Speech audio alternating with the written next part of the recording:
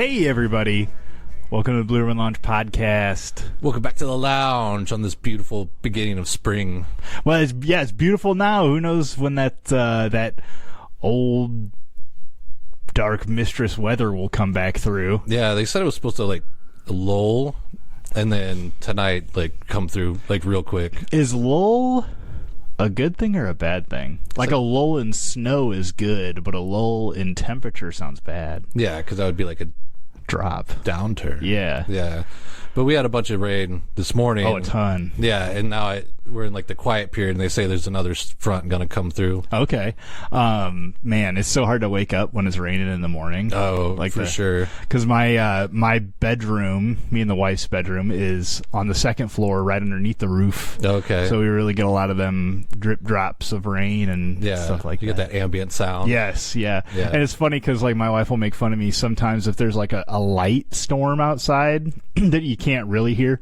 I like to listen to white noise that's a storm, and I'll put on white noise storm sounds even when it's raining outside, but it's not too bad. Yeah, you can't hear it that well. Yeah. Cool. Yeah, but I've also seen the first hints of spring on your main road out there. Oh, yeah, construction. Yeah, they got it all lined up, ready to close down your street, it looks like. Yeah, those orange flowers are popping up everywhere now. Yeah.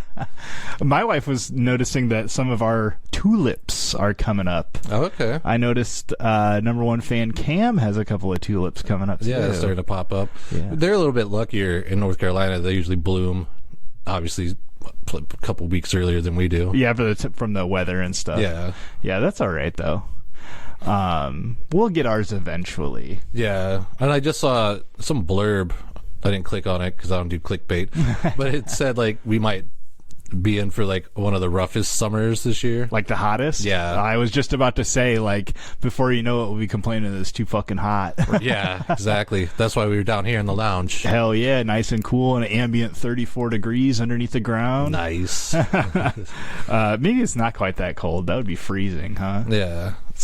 It's in the 30s, though, I think, for geothermal and stuff like that. Yeah, that's not too bad, because I'm always big on layering. Yeah. Yeah. You got to. I mean, and it's sometimes it's hella hot, but it's raining, and you're well, it's too hot to wear long sleeves, but I don't like the little raindrops falling on the skin. Yeah, that part sucks. That's why I like the winter better, because you can be oh, it's a blizzard, but you can pile on all the layers and still go out there. In the summertime, you're it's 100 degrees. You can't you can only go down to your skin. You can't take your skin off. Yeah, and you can't walk around naked. Yeah, they tend to frown upon that. Yes. Have you one thing I am thankful for is I finally found the perfect winter jacket. Yeah, it's that weird jacket I wear a lot. Okay. I don't know if you've seen it or not. It's been a while since I've been since we've been co-workers and stuff, but it's just a windbreaker. Yeah, but it's it's light and it's thin enough, and it's a little bit big, so I can layer underneath it. Yeah, rip a sweatshirt under there to get temperature, but then the wind don't cut through so bad. So yeah, I just have this zip up hoodie. It's a little thicker. Mm-hmm. It's kind of almost quilty on the inside. Okay. So thermal, I guess. Yeah, and it's good enough I can wear it for today, but then also if it's negative with some long sleeves underneath, yeah, it's good. Yeah, it doesn't hurt that we had a pretty mild winter, so yeah, which is what's gonna kill us in the summer. Kill us, burn us to death. Yes. Well, thank you all you time traveling folks out there for popping by, seeing what's going on in the lounge. Speaking of going on what's in the lounge, if any of you live in the Quad Cities and you've always wanted to be on the Blue Ribbon Lounge podcast, don't say. Yeah, we're gonna be at Planet FuckCon. Planet FuckCon. Yeah, fuck those cons. But that's June 27th to the 29th. Yeah, and they have a ton of voice actors and stuff there. Yeah, really good ones. Yeah. Yeah. Some that I know, some that I don't know, but a lot of celebrity pop-ins, and I think maybe some wrestlers, and I even saw a couple of internet what are they called, not influencers, but personalities. Internet personalities. Oh, okay. Yeah, there's like I know I'm familiar with them, but it's the Cinema Snob. Oh, okay. You've talked about them on here before, I think, right? Yeah, he like reviews movies and then talks about old movies and yeah.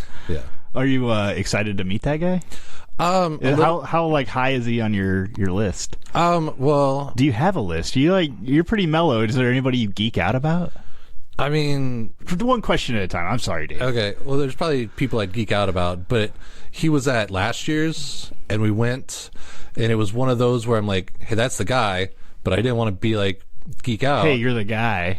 But I wanted to buy like, he's got a couple of books out. Oh. And he's got like he made a couple of movies, like Cinema Snob movies, and I wanted to get the second movie and like the first book he wrote. But I thought it'd be weird just to walk over there and be like, hey, can I just get this and this? Because you know that it's one of those things where he's probably like a C list, where it's like, oh, I don't want to be like, you know, you don't want to just geek out on him, but at the same time, he's probably expecting like, oh, well, how do you know about my books and stuff? Yeah. Just do the geeking. I guess. There was one time I didn't meet a guy I wish I did. Yeah. He's in a band, one of my favorite bands, the Necromantics. Shout out to the first One Night Standers podcast. Return of the Living Dead is a full album you can listen to front to back. It's great. Yeah. But Kim Necroman I didn't meet. But then I started really getting into this band, the Royal Hounds. And it's like the music I listen to is not Katy Perry status by any means. Right. And so I went pretty far out of my way to see this band who I'd been listening to for a while. And I met them, and they were like, hey, you know, let's fucking get some drinks, let's do some shots. And like, it was pretty relaxed situation. And like a bunch of other guys, I don't know if they knew the band or they were just that balls. Yeah. They got up and started playing their instruments and stuff. And, oh, yeah. And at the time, I wouldn't say I was a player, but I had an upright bass. I could keep a rudimentary beat. Yeah. And yeah. And the lead singer and bass player was like, get up there and fucking start playing. And so I did, and it was fun. And we got to hang out with those guys for a while. Yeah. But those lower level celebrities, I feel like it's harder for them to disappoint you, I think.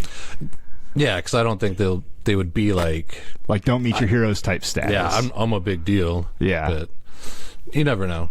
You really don't. But it's also one of those where, yeah, like I said, I don't really want to geek out. But then when they're at that level, I feel like they're also kind of want something from you. Like, hey, if you were going to buy a book, I mean, yeah, tell me how much you like me. Or I don't know. I mean, you could come up with a couple of favorite episodes or something. Or like, hey, I really liked your breakdown of this movie because it's one of my favorite movies. Yeah, I can see that.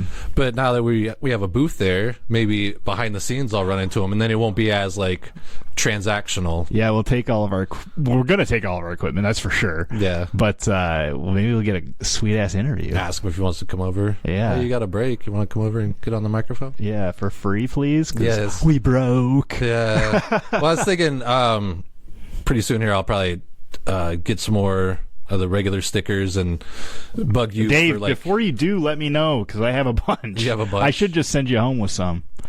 Well, tell me which ones you have and which ones you need. Like, I got them all. If you're out there and you're listening, check out down below. There should be a link for merch. Yeah. Or check out Shop Abernathy's. That one supports the pod as well, and also they got cool shit. They do have cool shit from a small business. Yeah, we went through their St. Patrick's Day parade. Oh, okay. I think the wife did tell me that. Yeah, and ended up buying like a new Abernathy shirt. Okay, because their design's really cool. Yeah, and because it's classic, especially on that gray. Yeah, and the shirt itself is a very nice feel.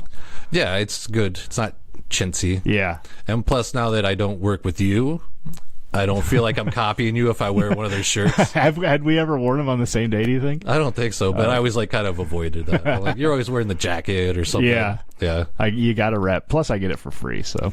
Yeah, but it's also cool to show like the old ladies' kids. I'm like, see that sticker? And they're like, that's your podcast. I'm like, yeah. Wow. Yeah, cool. You see that fence next to that bar? What's that sticker? That's yours. I got somebody messaged me and was like, what are you out here doing guerrilla marketing? And I was like, yeah, our marketing budget is low. Yes. Yeah, they just did what they redo Taco John's, and they repainted. So our sticker that was on through the drive-through, I think the last time I went through there, I had to re-put the sticker. Did they take back the up. sticker off, or did they paint right over it? I think they just painted right over nice. it. Yeah. That's funny. Yeah, but it worked out because that Honey Badger, Honey Brew, there's like a honey wine brewery or something. The meadery, what's it called? It's right on the tip of my tongue. It's Honey Meadery, but they're like got a B as their like little logo. And it seems like anytime I stick a sticker, the next time I come around, there's one of theirs right next to ours. I'm fucking following you. I know. There was one getting onto the bridge. If you're coming from State Street in Bettendorf, like Leclerc, and then Bettendorf, and then you get to 74. Yeah. And there that intersection now is kind of crazy, and we've been fucking rambling for a little while. We'll get into some meat in here. Yeah, we'll get there. But there's a crazy intersection down underneath the bridge, and if you're turning left to get on the bridge, I hopped out and put a sticker on. Oh, awesome. That's cool, because one of my old lady's kids said that they saw our sticker in the wild going onto the bridge, and I'm like, where's that at? It was the perfect storm. I just pulled up and it turned red. Yeah. And I saw somebody else's sticker there, and I was like, well, here we go. Yeah. And fucking ripped it off and stuck it on. Yeah, that's awesome. But yeah, if you see me and Davey, ask for a sticker. We'll we'd probably give you a sticker. Find something. Yeah. Go in my car and get the one off the floor mat. You can bring some good stories for us, Davey? Some interesting topics? Yeah. Wow, confident. I have one story about someone who people think are dead, and I have a story about someone who people think are alive. I went kind of outside the country for my first one. You ever heard of Bali? Bali? Yes. I want to say India. Indonesia, okay. But close. There's a large Hindu population there, as well as like you would see in India. But Bali and Indonesia, kind of right between China and Australia. Okay, yeah. I think it's like south of the Philippines. I'm not very good at geography, so I had to check it out. Yeah, I think that's, what do they call it? Is that Atlantica? Oh, maybe like the kind of the region. Yeah, the string of islands kind of in that area. Oh, okay. Between like India and why would it be called Australia? Atlantica? Because it's like in the Pacific. Or maybe it's Pacifica. I would bet Pacifica. Probably. Leave a comment in the note. Yeah, if you guys know what I'm talking about. And there's a lot of terms for this type of stuff that I'll be talking about. I just kind of picked like one common term or name, okay, and one common translation for a lot of this stuff. But I've recently been seeing a lot of, and I thought it was AI at first, but like great big statues of like demons and stuff. Okay. You're not a big social media guy, but maybe if you're out there and you've seen it. But just recently, they had their Nayepi, or it's the Bali New Year. Okay. So it starts with the day before, on the Balinese Saka calendar. The calendar is based on the phases of the moon, and it does still have 12 months, but they're each divided into 30 days. So it kind of keeps to the same rhythm as ours. So there's just a little bit of overlap towards the ends and beginnings of months. Yeah. But the Ogo Ogo parade is what I was seeing on social media. Okay. And the Hindu Balinese festival Pangrupakan, this parade takes place the day before the Saka New Year, And it's a ritual aimed to neutralize negative forces surrounding the environment and appeasing beings from the lower realm. All right. In the Indian culture, or in the Hindu culture. In the parade, these it's like you could do it as an individual or as a family or a neighborhood. But a lot of the neighborhoods, they build these huge, like, almost 2-story statues. Okay. Out of, I think it's paper mache, a lot of like bamboo and paper mache and like natural stuff. They use some unnatural stuff, like I guess when you do paper mache, you use glue and stuff. Yeah. I mean, they're probably buying that for how big and ornate these statues are. And they do have, like, some individuals make them as small as, like, a kid can carry. Yeah. So it's kind of like just do as much as you can almost. Right. And some people obviously got to go above and beyond. But these statues are crazy. I thought it was AI at first, and they articulate and stuff like that. Yeah. And a lot of them are like your typical horned, fanged devil demon thing. But some of them are like women or men that are like just more evil looking, or like I saw one that was like a big bear warrior. Okay. But some of them are still, and some of them have motion. But they parade them down the street, and at the end they kind of judge them. And I didn't get all the criteria for that, but they judge them, and like the best ones they keep on display for a period of time after. Yeah. And the rest they burn. Oh, okay. Yeah. So I thought that was kind of interesting, kind of like a Burning Man type thing. Yeah. To kind of send it to the next life instead of just watching it deteriorate. Right. So it's kind of like a Hindi sort of thing, like a lot of Shiva and yeah. Well, that would be a good god. Yeah. And these are more lesser, bad. Lower realm. Okay. Yeah. Excuse me.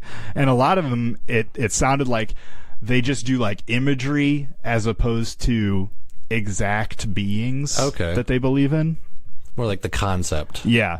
And at the end, it's like they have a dance competition. I forgot to mention that.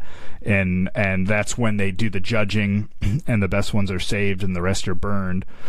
It was said to have developed fully in the 80s, but it existed in a lot of different smaller communities before that. Like, yeah. So they probably weren't building these. They probably weren't building a bunch of huge statues. Like maybe a village would build, one big statue, or everybody would build one small one or something in the town square or something. Yeah, but it seems like it's really combined since the 80s, and with social media now I can see across the world and kind of see what other cultures are doing. But I highly recommend looking up that what's it called, Ogo Ogo. Yeah, is that close to? Is that this month? Was the New Year? It was. So it falls right around the middle of March. Okay.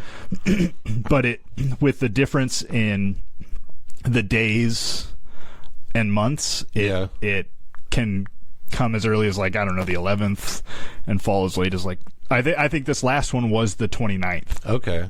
Or 29th to the 28th. Because that's kind of interesting, because the whole reason we have April Fools on April 1st is because the Celtics, the Celtics, their New Year's was on April 1st, and the Christians, or the Romans, when they adopted their calendar, they would make fun of the pagans, I guess, for having their New Year's on April 1st, and they would call them the April Fools. Really? Like, look at these April Fools, and then they would pull pranks on them and stuff, because, like, haha, what are you doing your New Year on this day? That's crazy. We just had it, 2 months ago? 3 months ago? What? That's their New Year? Their New Year would have been 3 months prior, and they're like, "You're doing it now? Well, you're late to the party." Yeah, here's some milk in your shoe. And so, Ogo Ogo parade is the day before their New Year, and Nayepi, and then the day of Nayepi is also known as the Day of Silence. All right. So 6 a.m. on the New Year day to 6 a.m. the next day, Nayapi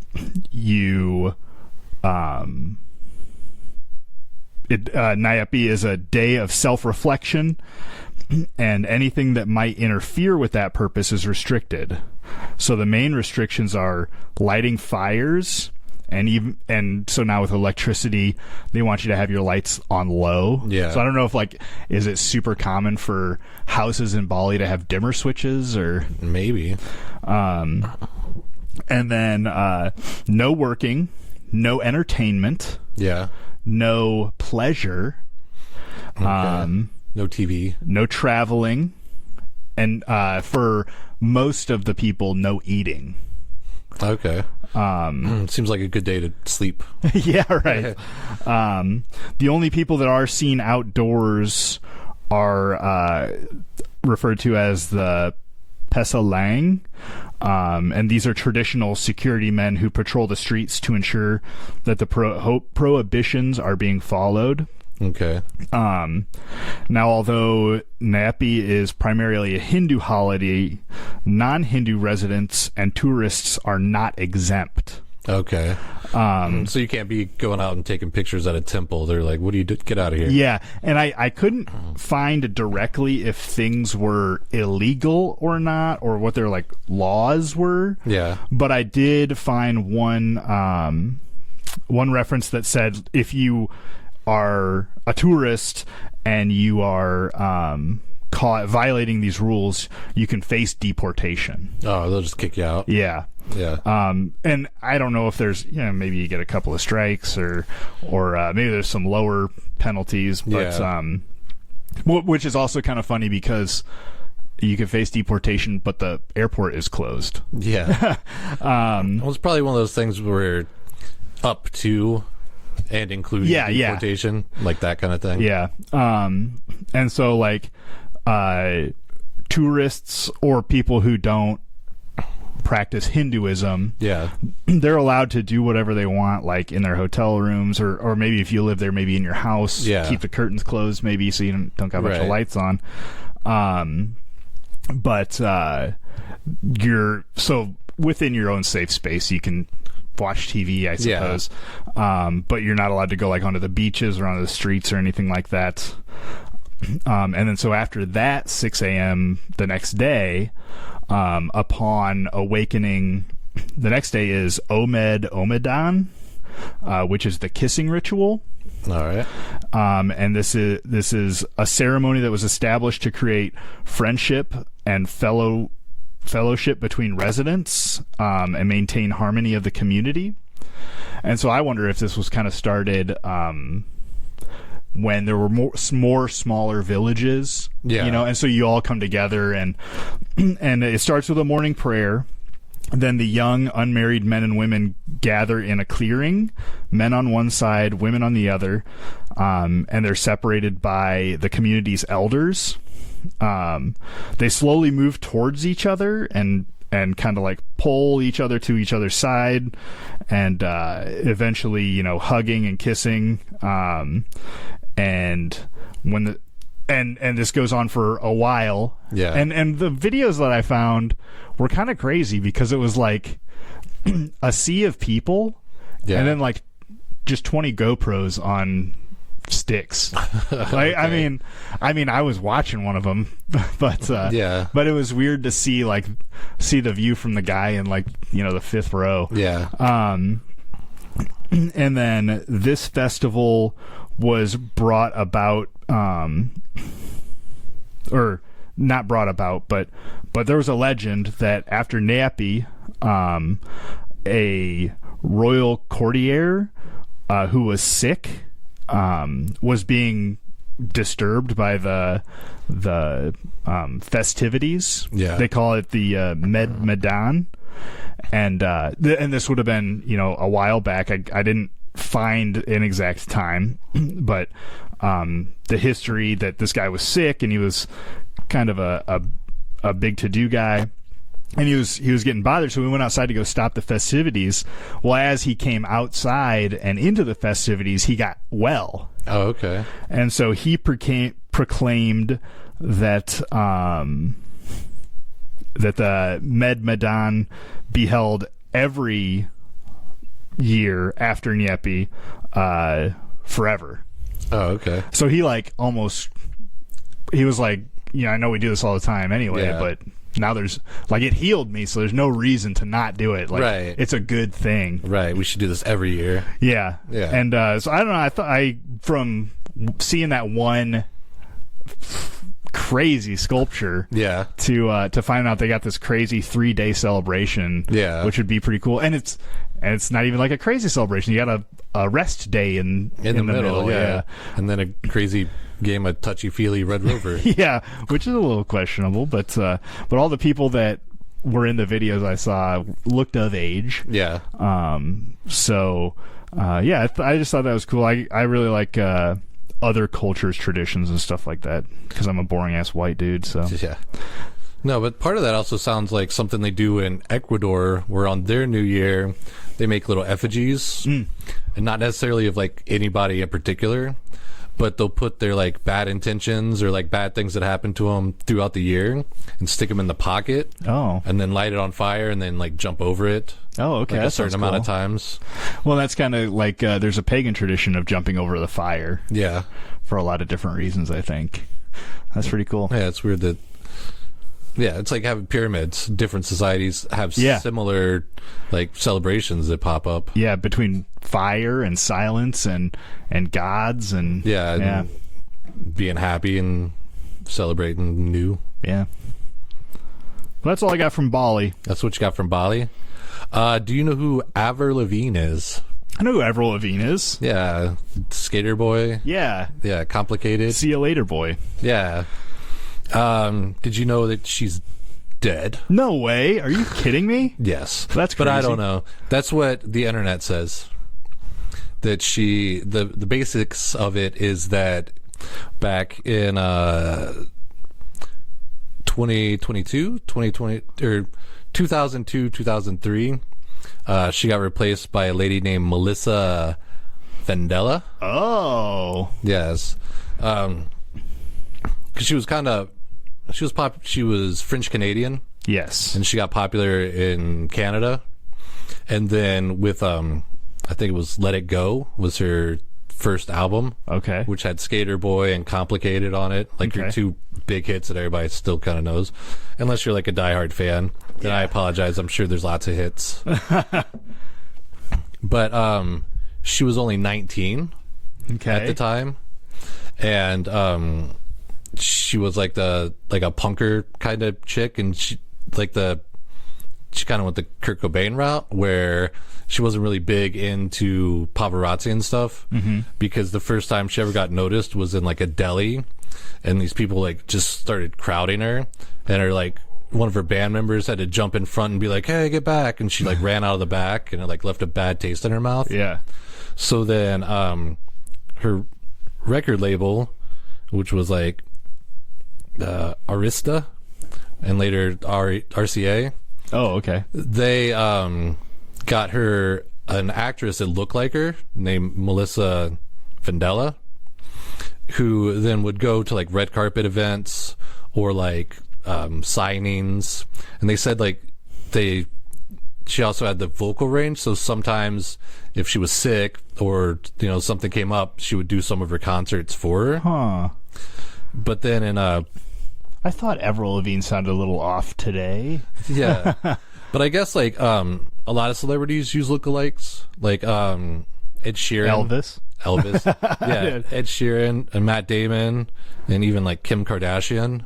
Huh. And they'll do that sometimes, like if they want to go, like say you want to go to your friend's house, maybe you get your lookalike to come over first, and then you send them out to go to like Rodeo or to the grocery store, and the paparazzi will follow them. Okay. And then you can like sneak out the back and do your own thing. That's smart. Yeah. Or, if there's a red carpet thing and you don't feel like it, you send your lookalike out there to schmooze or just stand back and enough to get the picture, but not actually like talk to anybody. So they, nobody can tell the difference. Yeah.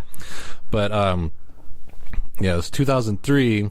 Her grandpa passed away. Oh, okay. And there's even a video where she's at a concert on the day of, which is weird because she sits down and she's like, I'm gonna dedicate this to my grandpa who passed away today, and she like breaks down and plays the song, but then ends up leaving the concert because she's so distraught. Yeah. And well, I mean, when you got millions of dollars wrapped up into something, yeah, you gotta try. I guess, but then they couldn't postpone or be like, can we do this next weekend, or yeah, can we do it on Monday or whatever, but or do 2 shows on Sunday instead of Saturday. Yeah. But they say that she went into a deep depression because of that. And with all the pressure of becoming newly famous and dealing with the fact that she's in the States, and when she goes back home to Canada and tries to hang out with her friends, it doesn't, she's famous now, so then there's a weird disconnect there. And so they think with all that weird pressure, and she's only 19 going on 20, that she Kurt Cobain's herself. Kurt Cobain was like 26. He hit the 26 club, or I think so, yeah. Okay. But yeah, they said that she might have hung herself. Oh, dang. Yeah.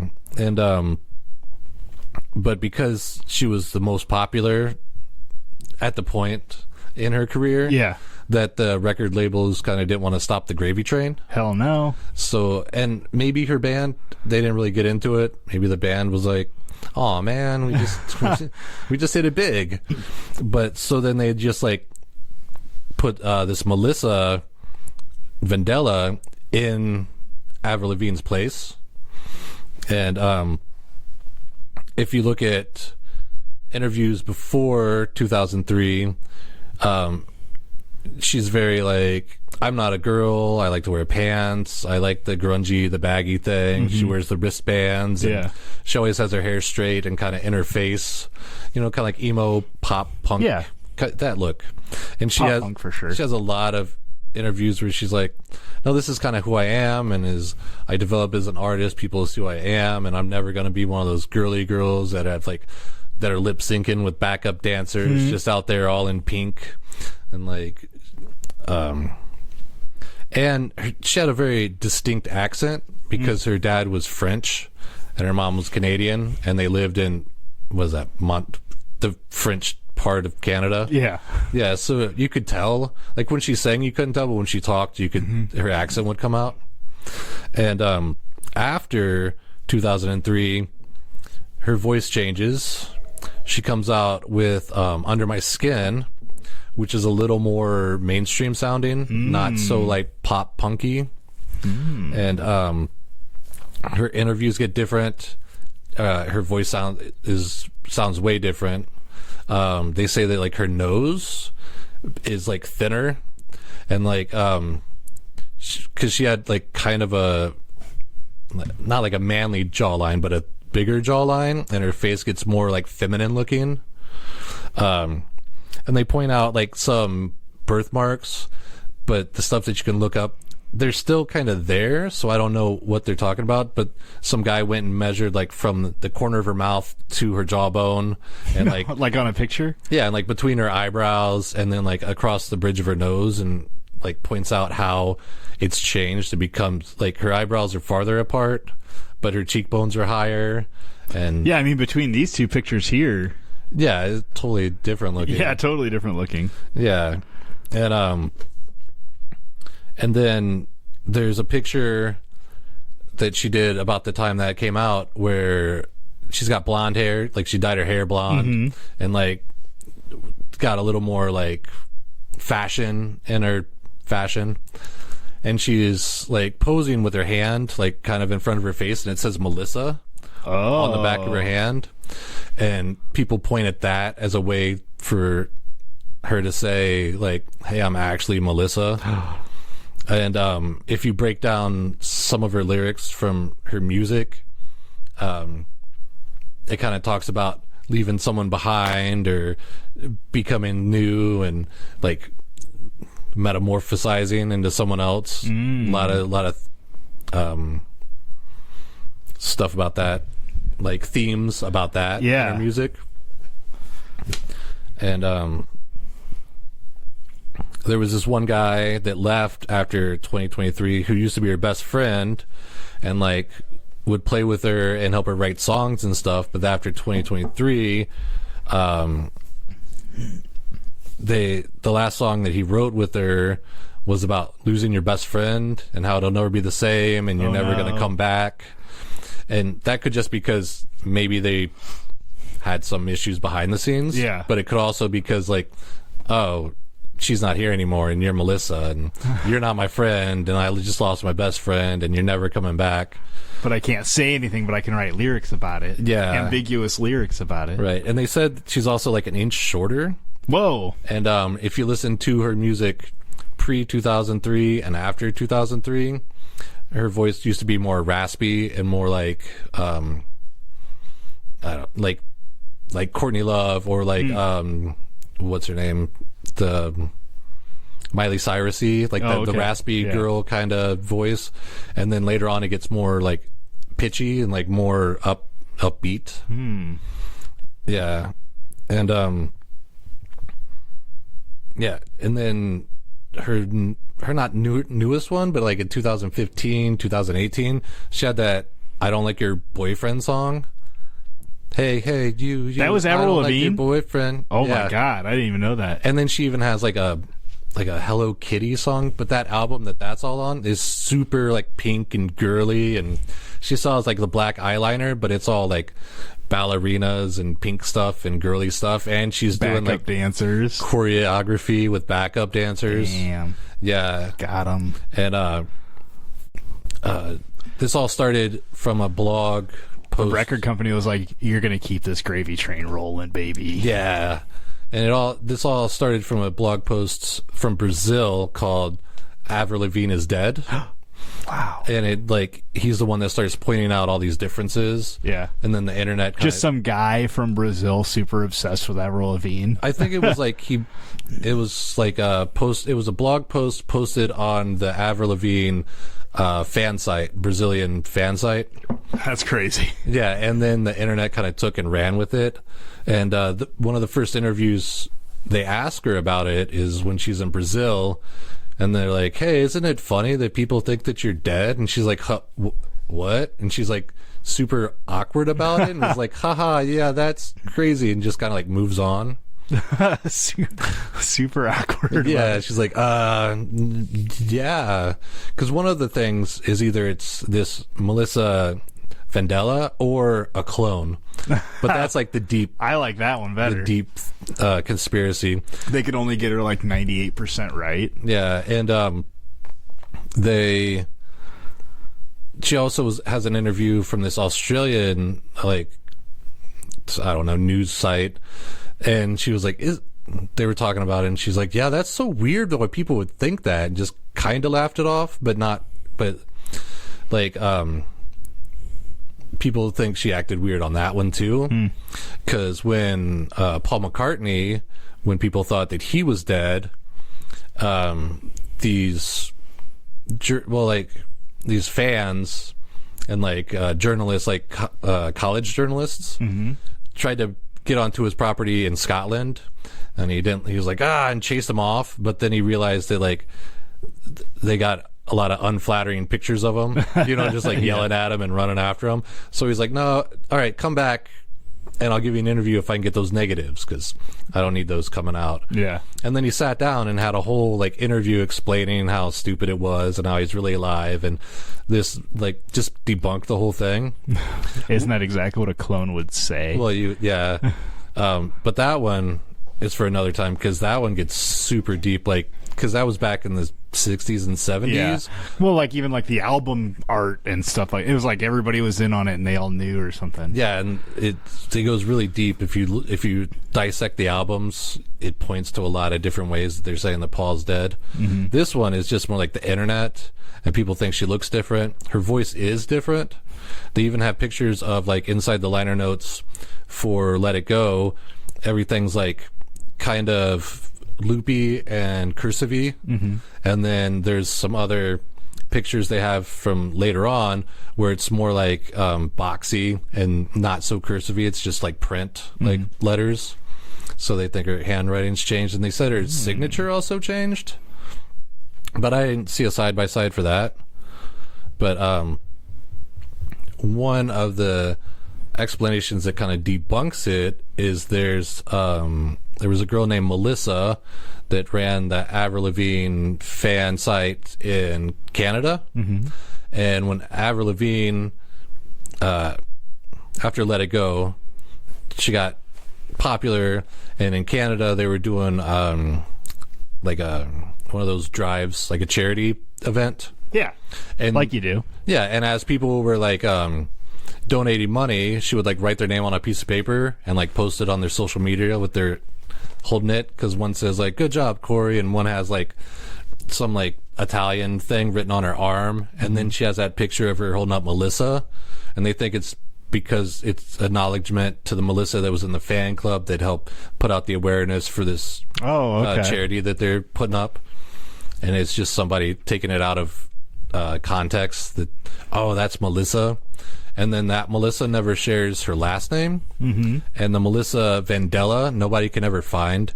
Okay. You can look up the name, and there's pictures on the internet that says, oh, a picture of Avril Lavigne with Melissa. But in our day and age, those could be photoshopped or AI or, you know. Or, yeah, I mean, it could just be a girl that looks like her. Or they just titled it. Yeah. Like that. Because a Melissa Vandella, if she was an actress, she doesn't have an IMDb page or anything. So then the theory also is that with the internet going wild, they just put this one girl's name Melissa that they saw in her hand, and then they gave her the last name Vandella, as in like Mandela, like the Mandela effect. And so it's kind of like they made it like punk rock or something, or foreign. Mandela, or something. Yeah. Although Mandela is literally foreign. But. Yeah. So it's kind of like a weird conspiracy that's out there that there's enough stuff, if you go dig around on the internet or on YouTube, it'll make you question it. Mm-hmm. But, I mean, what are the chances that she actually got replaced by a body double? Yeah, and she looks different for sure, but she also was like 19, so exactly. She still had a lot of growing to do. And the fact that they were like, oh, she was all punk, and now she's all girly pop. Well, the same thing happened with Gwen Stefani.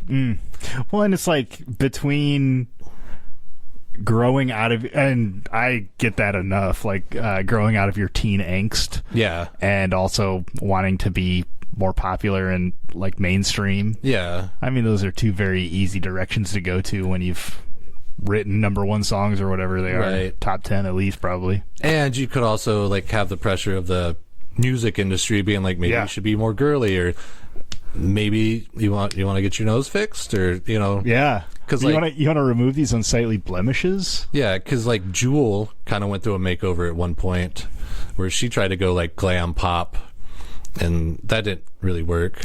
But then they also like point to like Alanis Morissette, where, you know, Jagged Little Pill was a little harsher than the stuff she does now.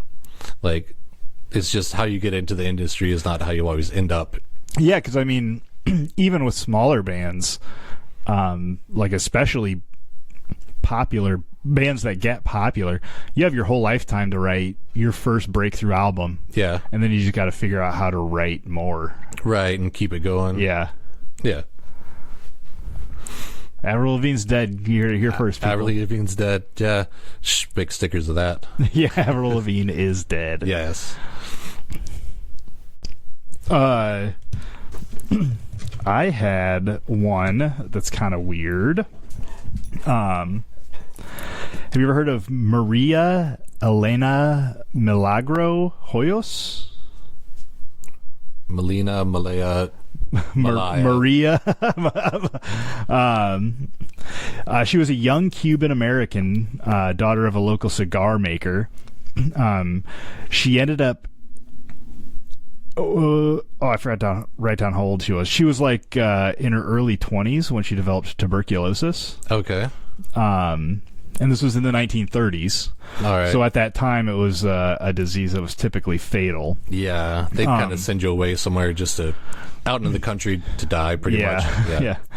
Is that one of the ones where they send you to be like send you to the desert so that you're so it's like dry or whatever, or like a lot of the haunted insane asylums used to be tuberculosis hospitals because they'd send them out to the country for the fresh air. Okay. Well, on April 22nd, 1930, while she was in the Marine Hospital in Key West, she met George Karl Tanzler, a.k.a. Count Karl von Kossel? Count Karl von Kossel. And this was a German-born radiology technologist. All right. At the time. Immediately upon meeting, George ends up falling in love with Maria. Yeah. And so him working in the hospital, he wasn't a doctor, he was a radiology tech. All right. But he fell madly in love with Maria, and so he would like bring home equipment and medicines and stuff to try to help Maria. Okay, so she moved in with him? No, he would take it over to her house, her family's house. Oh, okay. All right. And with like different treatments and medicines and x-rays and whatever other medical equipment he could figure out how to steal from the hospital and take to her house. Yeah. George allegedly professed his love to her like a bunch of times. Yeah. And like showered Maria with gifts of jewelry, clothing. There wasn't a lot of there wasn't a lot of evidence of Maria loving him back. Like she wasn't very reciprocative. Sure. Yeah, but also this guy's trying to fix you and getting hella hospital tech to your house. That's kind of tight. Yeah. But despite George Tanzler's best efforts, Maria died of tuberculosis at her parents' home on October 25th. Excuse me, 1931. But Tanzler was so infatuated, he offered for the family to pay for her funeral, and with her family's permission, he commissioned a above ground mausoleum in the Key West Cemetery. Yeah. Which he ended up having the only key for. I don't know. Is this going where I think it's going? Well, he would eventually like go and like talk to her all the time. Okay. And like he even had like a phone installed in there from what I've heard. All right. So he could call her. Yeah. And he would go and like serenade her and stuff. Excuse me. Drink this last drink of water. All right. Try to get through this. One evening on April 1933, so 3 years or 2 years or so after she died, Tanzler crept through the cemetery where Maria was buried. Yeah. Went into the mausoleum and removed her body. Oh. He carted her body through the cemetery in a toy wagon. All right. Out to, I would assume, his car. Yeah. But eventually took her home. Tanzler attached the bones together with piano wire and fitted the face with glass eyes. As the skin of the corpse decomposed, he would replace it with silk cloth soaked with wax and plaster of Paris. Okay. As her hair fell out, he fashioned a wig from her hair, which he had previously obtained from her mother. Okay. He filled her body with rags to keep the original form of her body, and he would dress Maria's body up in stockings and jewelry and kept the body in his bed. Ooh. He used copious amounts of perfume and disinfectants and preservative agents to mask the odor and forestall the effects of the corpse decomposition. Right. In October of 1940, Maria's sister Florinda heard rumors of Tanzler sleeping with the deceased body of her sister. She confronted Tanzler at his home, where Maria's body was eventually discovered. At first, she thought it was just like a life-size doll. Yeah, but then like when an effigy or something. When the police showed up, they realized it was the corpse. Yeah. After she had notified the authorities, George was arrested and detained. He was found mentally competent to stand trial on the charge of wantonly and maliciously destroying a grave and removing a body without authorization. Okay. The case was eventually dropped because the statute of limitation for his crime had expired. And when he got out of, like, I don't know, jail or like the holding lockup shit, he even asked for the body back. Oh. He was like, can I get that back? Yeah. I'm not quite done with it. Yeah. We had dinner reservations. We had reservations at 6. Yes. Maria Elena Milagro de Hoyos was, at the time of being found out by the police, George being found out by the police, her body was put on display at a local funeral home. Oh, really? Okay. Yeah, and like thousands of people came to check it out. But eventually she was buried again in an unmarked grave. All right, so people couldn't mess with her. Yeah, probably mostly for that guy. George not to fuck with her. George dig her back up. And some of the things I did hear but couldn't confirm was that he was like trying to keep her alive and first of all, he was like a self-proclaimed doctor and scientist and submarine captain. All right. Self-proclaimed. None of them he was actually. But he was like trying to bring her back to life, and also on the side like building a spaceship to fly her into space so that the space radiation could bring her back to life, could revitalize her tissues. Okay. Reanimate it. Yeah. I couldn't confirm any of that, but I believe it. Yeah. It's crazy. That's kind of like Avida. Avida. She was this lady in Argentina. Okay. Avida from Argentina. Yeah, Madonna played her in a movie. Okay. That whole "Don't Cry for Me, Argentina." It's like I don't know if she was like a princess or like a prime minister or something, but she was like a political figure in Argentina. And when she passed away, they slowly replaced her bodily fluids with like wax. Whoa. To preserve the body so it still looked fresh. Kind of like those, I think we talked about in one of the episodes, we talked about people going and seeing like these holy figures that were in churches that didn't decompose. Like the monks that mummified themselves or something. Kind of like that, yeah. So it was kind of like that. So then her body stayed pretty pristine. And because like the funeral lasted for so long, like a month, so everybody could walk by and pay their respects because she was super beloved. But then later on, when she was like in storage, they had to keep getting different like security guards because they would not be nice to the body. Oh no. Yeah, and they would always get found out. And finally they had to just not another one. Yeah, and they just had to bury her because they kept fiddling the dead. Don't do that. Yeah, don't do that. All right. I got one last thing. I think you can help me out with this one. Oh, maybe. A remote viewing. This guy initiated.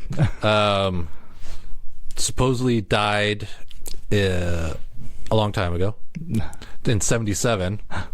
Good year. Yeah, and he would be 90 years old this year. Okay. And everybody, well, most people, well, not some people, think that he's still alive. Elvis? Yes. Okay. Yeah, and it mostly started because actually, I take that back. 1977 was a bad year. Bad year. It kind of started because there was no publicly released autopsy report, and usually with celebrities, they kind of get those out pretty quick, just so like rumors don't fly around. And actually, the rumors are better than what happened, so right. We're going to keep this one under wraps. Right. Well, they said it was heart failure, but and if you've seen any of those last performances, boy, his heart was failing him. Yeah. But there were conflicting accounts by the physicians that worked on the autopsy, and the family had the results sealed for 50 years. So we won't really actually know until 2027. Whoa, that's coming up. Yeah, what actually happened to Elvis besides on the toilet. And someone say, like, if you push too hard, it constricts your blood vessels. And because his blood vessels were full of... gunk? Yeah, gunk. What's it? Bacon and banana sandwiches. That he popped an artery, like, around his heart and had some kind of aneurysm that way. Oh, damn. Cholesterol? Is that what gathers in you? Cholesterol gathers up in your arteries. Yeah, blocks that shit off. So that was like a red flag for conspiracy theorists. The other one was, you've probably seen this firsthand, his tombstone. Yes. That his middle name, they say it's spelt wrong. Because on his birth certificate, it's Aaron and not Aaron. Oh, really? So it's Aaron with 2 A's on his tombstone, but Aaron with 1 A on his birth certificate. Huh.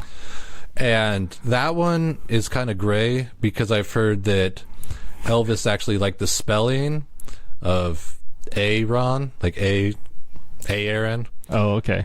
Instead of the double A, and that he actually got his birth certificate changed to the single A, but he was born double A Aaron. And so when his tombstone was made, his dad just made it the double A. But a lot of people think that is like, because Elvis was, I guess, really into the details of things. And well, so he was dead, so. Well, yeah, exactly. But that was like a hint that he gave to his fans to let them know that wasn't really him in there, that he was really dead. Yeah. And they said at the funeral, they thought his body was made out of wax, because his face was super smooth and shiny, and that some people claim to have seen sweat. And when wax gets hot, especially in the, what is that, Tennessee? In the Tennessee heat, wax gets hot, it kind of sweats. And they also said that there's a lot of time that they would like close the casket and then reopen it, and a lot of like not just letting people see it. There was like taking a lot of breaks, and some of the pallbearers said that the casket was extra heavy, so they think there was like either dry ice or refrigeration machine in there to keep the wax cold. Wow, that's elaborate. Yeah, so then that's why they would keep closing it, because to stop it from sweating and like ruining the surprise. The surprise. Well, like the facade that he's actually dead. Yeah. And supposedly he also had an insurance policy that went unclaimed, like a life insurance policy. That is a pretty questionable one right there. Yeah, and they don't know if it was because his manager, the colonel, because he was kind of a shady guy. Maybe they just didn't want to bother with it because they didn't want to be held up in a bunch of legal mumbo jumbo with him, because he was. They also cite a part of the reason they think that he's alive is because right after his death, his manager started reissuing all his albums and letting out a bunch of memorabilia to like really capitalize on his death. And they think that was kind of like his manager getting him a bunch of money so then he could run off to Buenos Aires. That doesn't sound like the Colonel to me. Right. Not the Colonel that I barely know. Right. But they said that, yeah, he was seen on August 16th, 1977 at the airport. There were witnesses of a man in a white jumpsuit with big, thick sunglasses. He's just like walking around as Elvis. Yeah, well, he called himself John Burroughs, and he paid his ticket for his ticket in cash. And John Burroughs is one of the aliases that Elvis would use. Whoa. Yeah. And they also say that his health declined quickly, so they think that maybe he might have let himself go, but then they also exaggerated his like illness or whatever he was going through. So because if he just passed away unexpectedly, there'd be questions. But if you kind of show, hey, look, he was getting sick, then there's not as many questions. Well, he put on a good facade. Yeah. And there was said that there were letters from Elvis that popped up after 1977, and that when fans and handwriting analysis people looked at them, they were similar. So it was, but the letters were dated after 1977. So it's either forgeries and the people didn't realize when he died, or good forgeries. Yeah, or it was Elvis. Because there was also like recordings that surfaced of people that sounded like Elvis, because some of his friends would say that they had recorded phone calls of him calling them to letting them know that he was okay. And there was even this one radio show. They didn't say the name of the radio show, but in my brain I'm thinking like Coast to Coast. Yeah, where a guy called up saying he was Elvis and he sounded just like him and knew some of the facts and like the things, like the personal things that not everybody would know just offhand about Elvis. But also somebody that wanted to fool a radio station would research them, right? Right, or someone who was like super into Elvis. Yeah. And then, of course, after that, much like Tupac, Elvis sightings. I wrote the song in '94. His just spottings of Elvis had popped up. I think between Elvis and Bigfoot, they're probably about tied. Okay. For like sightings. That's crazy. Yeah. But yeah, I just thought that was an interesting one because I was doing the Avril Lavigne, and then I'm like, it kind of just leans itself into looking at the Elvis stuff. Yeah. Yeah, because I didn't really know, because I know people were like, Elvis isn't dead, and he's the king, and Elvis has left the building, and Elvis has left the planet. Yeah, because that was another thing, because he would always say, Elvis has left the building, so that way everybody would leave and not wait around for his bust and like mob him. Yeah. But really, he'd be in the back, like chilling out for an hour or two, waiting for everybody to leave, and then he would leave. Yeah. So maybe they're like, oh, how he did his concerts, that's how he did his life. He said he left the building, but he's really still here. Damn, that'd be crazy. Yeah. Did I ever tell you how amazing Graceland was? Yeah. Okay. But like, it's worth going to? It's so worth going to, even if you're not a huge Elvis fan. Like, the way he lived his life, and like the extravagant things he had was cool. Yeah. Like he had like his TV room had like 5 TVs or something. Yeah. Back when TVs cost like $1,000. Right. And it's just like, also to see it's like a time capsule. Yeah. You know, like his house was last updated in like the 70s. So, and there was a lot of influences from the 50s. Yeah. So it's like a time capsule of like a super rich guy who was super extravagant. Yeah. It's a beautiful, and then they have like a bunch of his cars. Yeah. Cars I never even heard of that like look weird, and his outfits, and like they have some stuff like when we went, they had outfits of everybody who had played Elvis. Not everybody, but like a Dolly Parton outfit that was inspired by Elvis. Okay. One that The Rock had worn. Yeah. It's really cool. Nicolas Cage? No. Oh. Are you thinking of 3,000 Miles to Graceland? Well, that one is that Nicolas Cage? It's 3 guys. It's Kevin Costner. Mm-hmm. It's Big Trouble in Little China. Oh, what's that guy's name? And then it's Kurt Russell? Kurt Russell and Christian Slater. Oh, okay. Yeah. I'm pretty sure. What's Nicolas Cage's then? I think it's not Leaving Las Vegas, but there's one where Honeymoon in Vegas or something. But it's like him. It's a rom-com. He's trying to get the attention of a girl, or there's a third act breakup, but the last scene is like him. Honeymoon in Vegas. Jumping out of an airplane with 1,000 Elvises or something like that. I like Nick Cage. Yeah. I like all his movies. Yeah. There's that, The Oppressive Something of Stardom. With that new, with the Mandalorian guy? I think so. Yeah, but it's also got Nick Cage in it. Yeah. Yeah, I thought that was a really good movie. It was a super good movie. I loved how meta it was. Yeah. It made me want to watch Paddington 2. Everybody keeps talking about Paddington 2 and how it's a great movie. Yeah. The first one wasn't too bad, but I haven't seen the second one. Oh, it was in that one. Yeah, that's where I first heard it. And then I told my wife, and she did not watch that movie with me. And she was like, I also heard that it was a good movie. Oh, yeah? Made me want to watch Paddington, too. And then, I guess the last thing I have, you said, like, when you were in Graceland, you saw, like, he had a bunch of police badges? Yes, he was, like, an honorary deputy, like, all over the place. Yeah, and something I heard that, like, Nixon might have made him honorary, like, deputy of the FBI or an honorary marshal, U.S. Marshal, something and like gave that. him a gun.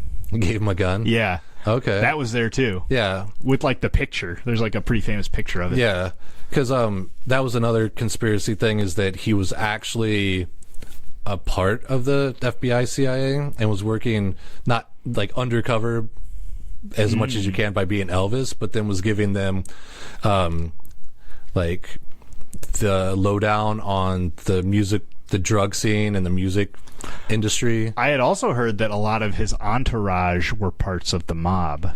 Yeah, and since he was like being a rat, then he was also maybe got in trouble with the mob, and so then that's why he faked his death. What's that called? Witness protection. Yeah, but since he was Elvis, you can't just move him. Yeah, you gotta kill him. Yeah, you gotta kill him. Yeah, you can't be like, I just moved to Boca. Don't worry about it. Yeah, Boca Raton. Yeah. Well, thanks so much for listening, everybody. We really appreciate your time traveling from then to now. Yes, being here with us in the lounge. Yeah, check out some merch, leave a comment, or you know what? Just sit around and wait till the next episode. Yeah, that's always nice too. Yeah, be good to yourselves. Yeah, so remember with spring coming up, look up at the sky every once in a while. The truth is out there.